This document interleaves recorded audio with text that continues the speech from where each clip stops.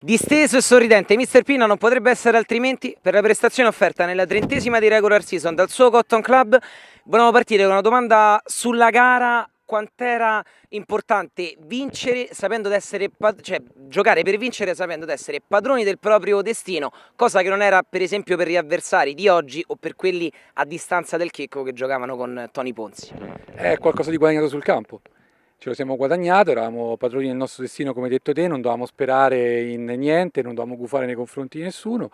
Abbiamo vinto, abbiamo imposto il nostro gioco contro un avversario che aveva qualcosa da dire al campionato perché la Ragnatela si giocava l'accesso ai playoff. Hanno disputato una gara vera, maschia, bella, si è giocato comunque su bei ritmi e come al solito il Cotton però ha espresso un gioco anche in questo caso secondo me superiore e abbiamo conseguito così la nostra nona vittoria di fila che credo che sia qualcosa di incredibile, soprattutto perché finiamo il girone di ritorno con gli stessi punti del girone d'andata quando all'inizio anno abbiamo cominciato nettamente male.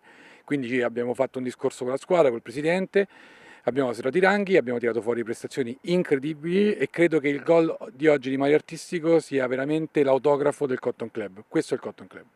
Anche perché ha replicato un gol molto simile fatto nella stessa porta lo scorso anno sempre qui al Ciriaci. Le differenze tra il Cotton Cannibali in Serie A2 e quello di quest'anno che invece doveva vivere anche a volte l'onta tra virgolette della sconfitta contro piccole squadre, ma che non perdeva comunque il fatto di volerci mettere la faccia, così come comunque a difendere il percorso alle spalle e quello da fare nel futuro. Ma il campionato è comunque un discorso particolare perché 30 partite non sono poche, riuscire a mantenere la concentrazione per 30 partite, lo stesso numero di giocatori, chi si occupa di gestione di squadre sa benissimo che questi campionati non sono facili da gestire nel ruolo di presidente o di allenatore che sia, perché è difficile avere sempre gli stessi giocatori, alcune volte ci può stare un calo di forma e in alcuni ruoli chiave è difficile avere poi delle riserve, chiamiamole riserve, che possono garantire lo stesso comunque, la stessa prestazione di chi giocava. Noi per esempio abbiamo avuto Fernetti che per un periodo era veramente un trattore sulla fascia, faceva due fasi in maniera incredibile, che per lavoro va in America e un giocatore del genere è difficilissimo da trovare, per cui bisogna ritrovare un equilibrio con i giocatori che abbiamo e in questo caso riusciamo a trovare un giocatore come Blandino che prende il posto di Nolano, ma soltanto perché Nolano ha bisogno accanto di giocatori come Fernetti, mentre Blandino invece riesce a supportare due esterni, come abbiamo fatto più volte magari nella fase finale, come Mari, come Rocco Giordano, come Mario Artistico, per cui riusciamo a avere equilibrio. Parlano i numeri, nel senso che come ho detto prima 9 vittorie e siamo la miglior difesa, lo hanno detto anche il presidente, lo ha detto anche Zampe che rappresenta poi insieme a Santarelli questo record e credo che avere questi numeri sia veramente da grandissima squadra. Mi sento di dover fare i complimenti a Checco perché innanzitutto per il rispetto. Io la Lega la seguo da tanti, l'ho giocata per diversi anni e adesso sedere su una panchina e sapere di aver comunque battuto all'interno di un campionato una squadra come il Checco mi rende particolarmente orgoglioso e rende orgogliosi tutti noi perché loro rappresentano al momento comunque la squadra tuttora da battere e un modello anche di squadra. Quindi veramente complimenti per questa lotta punto a punto che abbiamo avuto per tutto il campionato. In generale avevamo sentito comunque anche nelle ultime settimane un Mr. Pinna che doveva togliersi dei sassolini dalle scarpe riferiti a dei comportamenti che ha notato in generale dagli altri protagonisti della Lega. Prima hai parlato di quanto fosse difficile star dietro a una squadra, avere 1000 teste nello spogliatoio anche da calibrare eccetera. Ci sono però anche altri aspetti secondo te che vanno sempre misurati sia nella vittoria che nella sconfitta? Assolutamente, mi riferisco soprattutto al comportamento post gara.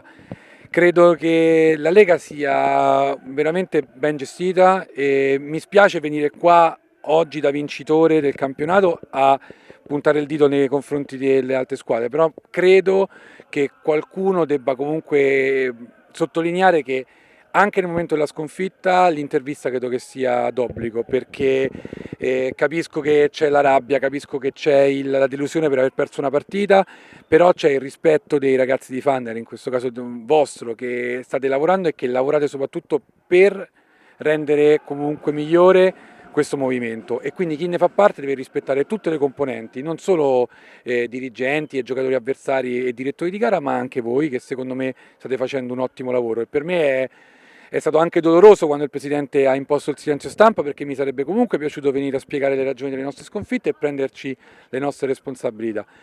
Altre non lo fanno, e questa è una cosa che sinceramente a me dispiace, perché lo trovo comunque una mancanza di rispetto verso una componente fondamentale della Lega. E grazie mille a Mister Pinna anche a livello personale. Ultimissima, finale di Coppa Italia, semifinali scudetto e possibile poi finale da affrontare. Mancano solo 4 partite, abbiamo visto negli occhi del capitano la sicurezza di chi sa quello che deve fare da adesso in poi. Sai, quando senti le squadre che dicono tutte finali, tutti finali, e per noi adesso fortunatamente arriva una vera finale, anche lì grandissimo orgoglio di giocarla con Checco al nostro primo anno, quindi veramente non vediamo l'ora di scendere in campo per quella partita. Poi abbiamo una semifinale che ovviamente è una partita che dà motivazione in sé. Non so contro chi giocheremo, faccio l'in bocca al lupo alle 4. Adesso credo che dai risultati che dicevate prima dovrebbero essere gli accoppiamenti, credo Gianicolo Football 8 e Venere contro Eurobet, per cui faccio l'in bocca al lupo a tutte queste 4 squadre. Le due che si qualificheranno ad Alba Adriatica ovviamente troveranno due squadre particolarmente forti e agguerrite, ma la partita secca sappiamo benissimo che è sempre la tripla.